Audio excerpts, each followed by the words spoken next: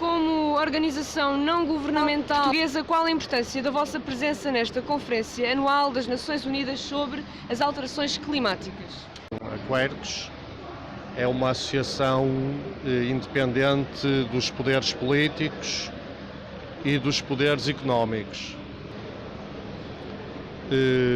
A nossa presença aqui, nós damos-lhe importância porque é uma maneira que nós temos de mostrar ao mundo o nosso trabalho, permite-nos fazer contactos com organismos de outros países, trocar experiências e ao mesmo tempo também nos ajuda no nosso trabalho interno, uma vez que nos permite ter alguma influência extra junto dos atores sobre os quais nós queremos intervir e pressionar políticas, etc. A propósito do Acordo de Paris, considera um limite de 1,5 aceitável e até que ponto é alcançável? É sim, esse valor muito dificilmente será alcançável, porque quando isso foi previsto, que foi em dezembro do último ano, portanto, quando foi escrito o Acordo de Paris na sua versão final, havia uma série de informação que ainda não estava disponível, mas que neste momento já está disponível e hoje em dia já se sabe, porque foi divulgado pela Agência das Nações Unidas para o Clima, que o teor de CO2 na atmosfera já ultrapassou as 400 partes por milhão. E isso vai tornar praticamente impossível o cumprimento do 1,5 grau, até porque nós estamos a atingir esse limite e, portanto, vai ser praticamente impossível.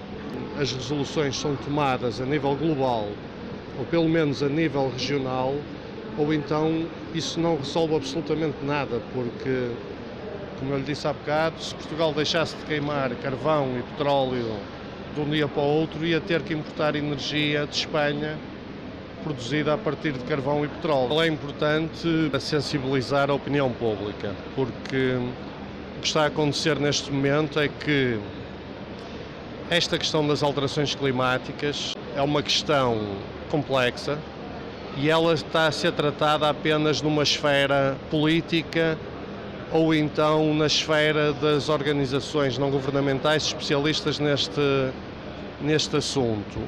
E a linguagem é demasiado hermética e o cidadão comum não compreende. Além disso, um dos assuntos que nós queremos colocar na agenda é a questão da exploração do petróleo em Portugal.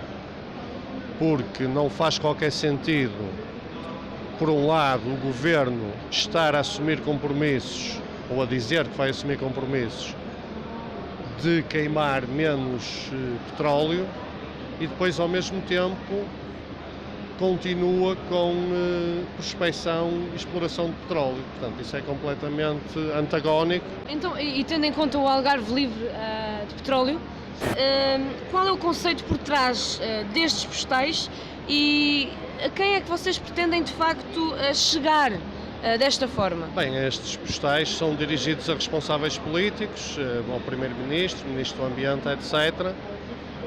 E o que nós queremos é que eles recebam muitos postais, porque para se lembrarem, cada vez que recebem um postal destes, que há pessoas que não querem a exploração do petróleo no Algarve. Não só porque é um contrassenso, mas também por causa dos riscos que o petróleo coloca às atividades principais do Algarve, que são turismo e pesca. Podemos esperar um futuro de boas expectativas ou um futuro negativo em termos de clima? Bem, para já, além das boas intenções, que é o Acordo de Paris, não é? E de metas mais ou menos difusas que irão ser cumpridas mais ou menos a longo prazo, a verdade é que não se vê a aplicação de medidas concretas. Porque para aplicar medidas é preciso dinheiro. E não basta aos políticos dizerem nós vamos deixar de queimar carvão. É preciso dizer quanto dinheiro é que o Governo está disposto a gastar para fazer a transição do carvão para as energias renováveis, porque só dizer não resolve nada.